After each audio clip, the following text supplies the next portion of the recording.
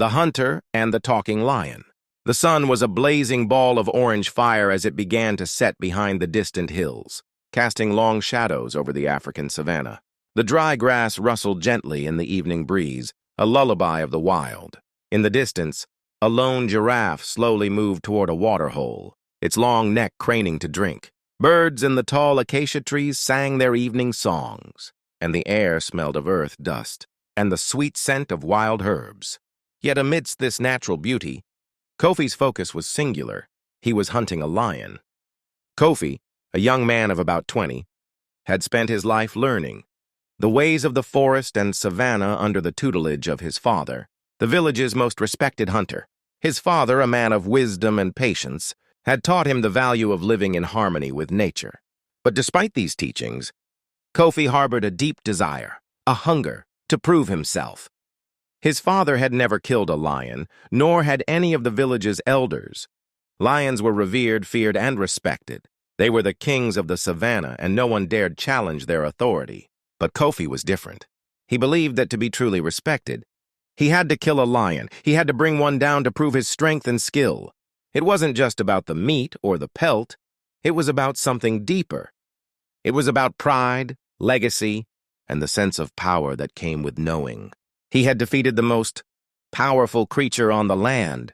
The journey had been long, and the savanna felt endless as Kofi trekked through it. His sandals kicked up dust as he walked, his gaze always searching for signs of his quarry. He had been tracking the lion for 2 days now, following its enormous footprints across the cracked earth, through patches of tall grass, and past the remnants of an old termite mound. His muscles were sore, his throat parched. But the thought of the lion pushed him onward. His mind wandered as he walked. He thought of his father's lessons: how to track without leaving a trace, how to read the wind, how to wait patiently. But there was another lesson his father had always emphasized that Kofi could never quite understand: the value of respect for all creatures, even the ones you hunted. "Every life has meaning, Kofi," his father would say. "You are not a master of the land. You are simply part of it. Remember that." But Kofi had never fully accepted this. He wanted more. He wanted to be remembered. His father was wise, yes, but Kofi believed that greatness could only come through conquest, and nothing would prove his greatness more than the death of a lion. As the sun dipped lower in the sky, Kofi finally reached the waterhole he had been tracking. There, in the shade of a large baobab tree, was the lion. The lion was magnificent. Its golden mane shimmered in the fading light, and its body was a powerful silhouette against the horizon. Kofi's heart raced as he knelt low in the tall grass, watching. He could see the lion's great chest rise and fall slowly with each breath. The beast was calm, almost regal, and for a moment Kofi felt a deep respect for it. He knew this was his moment. He could feel it in the air. The lion was unaware of him, and Kofi's fingers tightened around his spear, a sharpened weapon forged by his father's hands.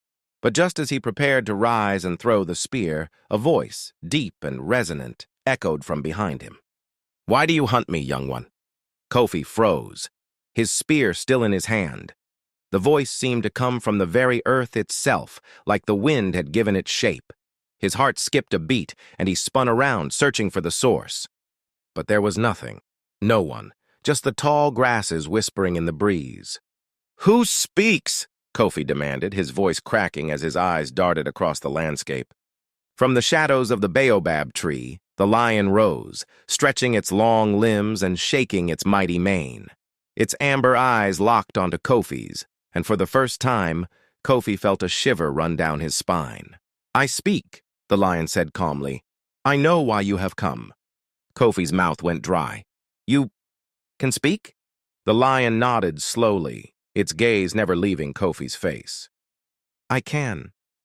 And I have seen many hunters like you come before me, but they all seek the same thing: power, glory, a name to be remembered. But you must understand this, young hunter. There is no glory in taking a life without understanding the balance that sustains it." Kofi was speechless. He had never heard of such a thing. Lions didn't talk, not in his world. This was something beyond his understanding. but the lion's presence, its deep wisdom, was undeniable. "You wish to kill me to prove your worth," the lion continued, its voice like a low rumble of thunder. "But ask yourself this: what does it truly mean to be worthy? Will killing me make you stronger? Or will it only leave you empty, seeking something that cannot be found in bloodshed?" Kofi's hand gripped his spear tighter, his inner conflict growing. The lion's words struck him harder than any weapon could. He wanted to argue, to say that the kill would give him what he craved. But something in the lion's eyes told him he was wrong. "Why should I spare you?" Kofi asked, his voice shaky. "What makes you different from any other animal I've hunted?" The lion took a few slow steps toward him, its golden eyes glowing in the twilight. "You see me as just another creature, another challenge to conquer. But I am not just an animal. I am the spirit of the land. The balance of nature flows through me, as it does through all living things. You, too, are part of that balance, young hunter." Kofi felt his breath catch in his chest. "I don't understand." The lion sat back down, its massive form a picture of serenity. "You do not understand because you think power comes from taking. But true power lies in understanding the land, in knowing your place within it. Do you hunt only for yourself? Or do you respect the animals you pursue?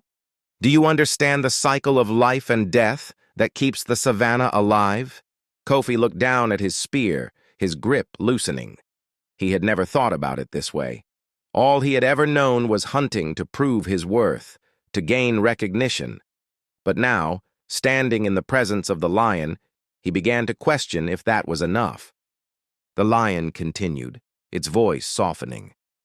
"If you kill me, you will take my life, but you will also take something far more precious, the understanding that comes with the hunt.